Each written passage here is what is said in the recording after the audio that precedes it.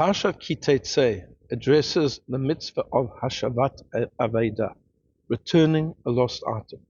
We are told that if you're walking along and you see the ox of another person, or his sheep, or his garment, whatever it may be, then you are to take it to your home, find the owner, if necessary, look after it, and return it to him.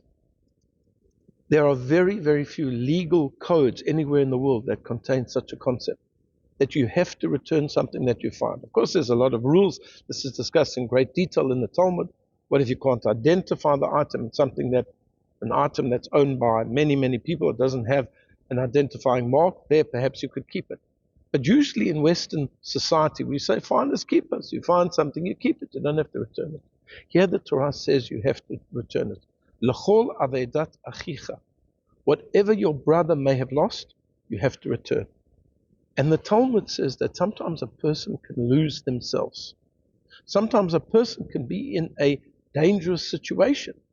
So if you have to return the property of a person to a person because he's going to lose out on his property, on his money, on his possessions, then certainly when he himself or she herself is in a state of danger, you must return their life to them. So if you see somebody, God forbid, drowning, they're in the river, and you can save them, save them. If you see a person being attacked and you can help them, help them. This is also related to another mitzvah in the Torah, Lo ta'amod al dam re'echa. You're not allowed to stand by idly on the blood of your brother. If you see somebody in a dangerous situation, save them. But we could go a step further and say that this is referring not just to a person who is in physical danger, but a person who is in spiritual danger. There are so many attractions in the modern world. There are so many different isms that people get involved in. There are so many different lusts, whether it's food, whether it's smoking, whether it's drugs, whether it's sexual immorality.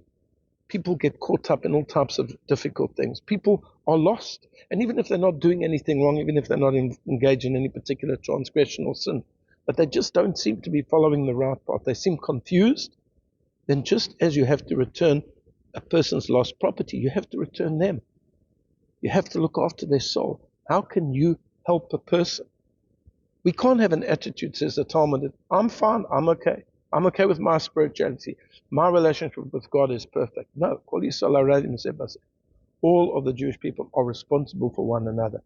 If you see another person who's lost and you can have an influence on that person and you can help them and you can guide them, you should do so. In that way, you are able to bring them back.